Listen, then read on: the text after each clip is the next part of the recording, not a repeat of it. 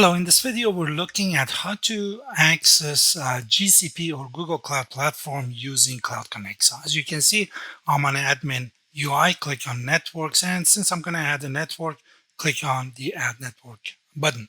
This is going to be a remote access scenario, so I'm going to check remote access and then click on continue. And then the following step, we're going to give a name to this network. I'm just going to call it GCP net. Let me fix this, GCP net. And then for the connector, I'll just name it GCP connector here. Then you choose the region. Our connector is going to be in Los Angeles area, so I'm going to leave it as it is. But if you are in different region, you can choose that. Click next. The following step is where you're going to deploy the connector on GCP. If you drop down this connector type, you're going to choose GCP, and then we have to follow 3 steps. First, create a Linux VM, then choose the Linux distribution, and then run this script. So if you click on this button, Open GCP is going to open up your GCP dashboard. And then if I scroll down here, you're going to see create a VM. I'm going to create a virtual machine here. So let's go ahead, expand this window and create on the instance. I'm going to give it a name, just call it GCP connector to stay within the same format. And then you're going to choose a region that it's appropriate for you. Again, I'm going to choose Los Angeles here. And then for the machine configuration, I'm going to leave it as default for myself. But again, you need to look at your network and your usage and choose the appropriate machine. As far as the machine type, and the rest of the stuff such as CPU and memory, again, I'm going to leave it as a default, but you want to make sure that everything's appropriate and good for your network. When it comes to the image, we're going to change that under the boot disk. Click on change, and then we're going to choose Ubuntu. You can choose different Linux distribution if you would like, but I'm going to choose Ubuntu here, and then I'll choose the version that I would like to have. Then click on select. Again, for the rest of the stuff, I'm going to leave it as default, but you need to go through each one of them based on your configuration, your policies, your compliances. You choose the appropriate settings. Click on create, and we're going to create the virtual machine. This is going to take a couple of minutes, so I'm going to fast forward through this part and then come back when it's done.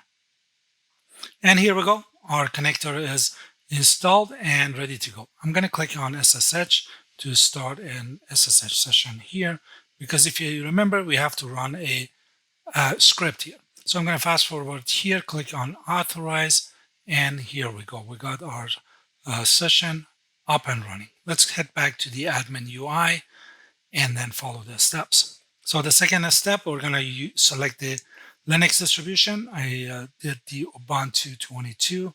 And then here we go. This is the script that we need to run. So I'm going to copy the script and head back to my SSH session and then paste that command here and hit enter. And here we go. It's going to run. So this is going to take, again, a few minutes fast forwarding through it and come back when it's done. And now we need to enter our setup token. Again, if you head back to admin UI, you can click on generate token, and we're going to copy the token, head back to the SSH session, and we're going to paste it here and hit enter, and we should be done. Here we go. So the connector is up and running. Now let's head back to the admin UI, and then we're going to click on next here. So as you can see, a connector is connected. We get the green light, so we're good to go. Click on next. And this is where we can add the application that is going to be hosted on the GCP.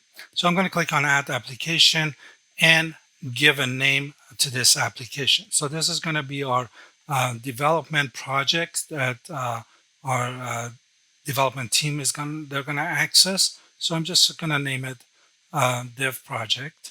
And then for the address, it's going to be devpro.ovnlab.local. And then for the application type, we're going to click on this little edit button here. We're going to choose custom, and it's going to be SSH. So they need to do an SSH to this server. Click on submit, and we're done. Click on add application. Now, if you have other applications, you can add them here and then click on add application again. But for now, we just have one. Click on next. The following screen, we're gonna need to add routes and IP services if we have any. I don't have anything for this scenario, so I'm just gonna leave it blank and click on next to go to the next step, which is the access group. Now, if you would like to create a new access group, you can do this here. If you want to edit or reconfigure one of the existing access groups, you can do that here also. Again, for the purpose of this video, I'm just going to leave it as it is. We have other videos that we go through the configuration or creating access groups. You can watch those. I'm going to click finish, and as you can see, my GCP network is up and running. Application is here, and I don't have any IP services, and the connector is green and online. So this is how we connect to GCP using Cloud Connexa. Thank you.